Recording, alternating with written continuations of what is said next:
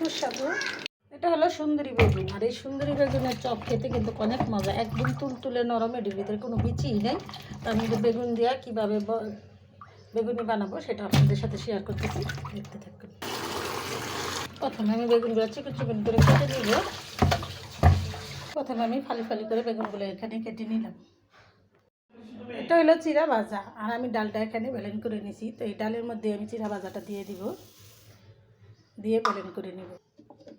Tomato Bellen করা হয়ে গেছে। তো এইভাবে আমি চিরা দিয়ে ব্লেন্ডার করে বানাইলাম বেগুনি, আপনাদের সাথে সেটাই শেয়ার করলাম। দেখেন গুলাটা কত মসৃণ হয়েছে। আমি সবসময় ব্লেন্ডার করেই বেগুনি আলুর চপ বানিয়ে নিই, ডাল আমি বেসন দিয়ে বানাই না। ডাল আর চিরাটা আমি এখানে ব্লেন্ড করা হয়ে গেছে। আমি একটু সামান্য পানি দিয়ে গুলিয়ে নিব, মশলা দিয়ে দিলাম সামান্য একটু হলুদের ফাঁকি, দিলাম শুকনো মরিচ ভাজা গুঁড়া, দিলাম সামান্য একটু মেথি পাতা শুকনা, দিয়ে দিলাম স্বাদ মতো নুন। আমি অল্প একটু পানি দিয়ে ফার্স্টে গুলিয়ে নিব। এটা আমার গুলানো হয়ে গেছে। এগুলো আমি এখানে পরিষ্কার করে নিয়েছি। এক এক করে এটার মধ্যে দিয়ে দিব তেল। তেলটা এদিকে গরম হইতে হইতে আমি বেগুনগুলো সাইজ করে নিব, এরকম করে সব ভিতরে এরকম করে দিয়ে পুরোট করে দিব। আর এই একের ভিতর 3 গুণ এটাই, যে এখানে চিরা আছে, বেগুন আছে, ডাল আছে, যেটা বেসন বলে সেটা আমি ডাল দিয়ে নিজে হাতে করে নিছি, আর আপনাদের সাথেও শেয়ার করতেছি। তো আপনারাও এরকম করে বেগুন দিয়ে এরকম আলুর চপ বা বেগুনি বানিয়ে খেয়ে দেখবেন, খেতে কিন্তু অসাধারণ হয়, মুচমুচে। বেগুনিটা আমি এখানে দিয়ে দিলাম, অল্প আঁচ দিয়ে বেগুনিটা ভাজবেন। বেগুনটা ভিতরেও ভাজা হবে সুন্দর, খেতেও মুচমুচে হবে।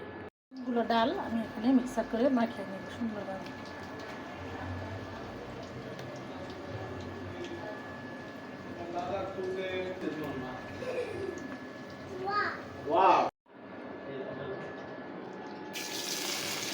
করে এই বেগুনগুলো আমি ভাজে নিব। এগুলা বেগুনিটা একটু ভাজা হয়ে গেছে, উল্টে দিব আরেকটি। নিজের হাতে যাই রান্না করেন সেটাই খেতে খুব মজা, আর এটাতে কোনো মেডিসিন নাই, আর তো বাজারে কোনো ভেজাল তেল নাই, নিজে যা করবেন তাই স্বাদ।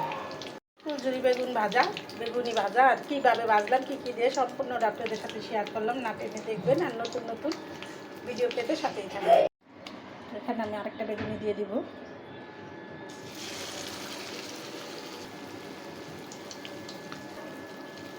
বেগুনটা পুরোটাই ঢেকে দেবো এটা দিয়ে। এই একটা বেগুনি দিয়ে 10 জন মানুষ খেতে পারবেন অনায়াসে। নিজের হাতে তৈরি জিনিসের স্বাদই অন্যরকম। এই বেগুনটাও একটু ভাজা হয়ে গেছে, দিয়ে দিব।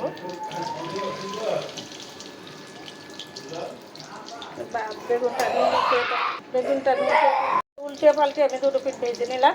এরকম করে আপনারা বানিয়ে খাবেন, আর নতুন নতুন ভিডিও পেতে সাথে থাকবেন। দেখতে যেমন লোভনীয় হয়েছে, খেতেও কিন্তু অসাধারণ। একবার হলেও এরকম করে বানিয়ে খাবেন। আমার হাতের রান্না আমার ছেলে মেয়েরা অনেক পছন্দ করে, তো আমি যাই কিছু করি আপনাদের সাথে ফুল ভিডিও শেয়ার করি। তো আমার ভিডিওটা না টেনে দেখবেন, আর নতুন নতুন ভিডিও পেতে সাথেই থাকবেন।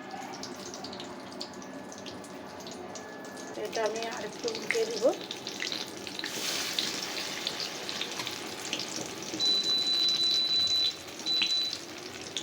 চুলা বেশি বাড়ানো থাকলে পুড়ে যাবে, আমি একদম চুলার আঁচ কমিয়ে দিলাম।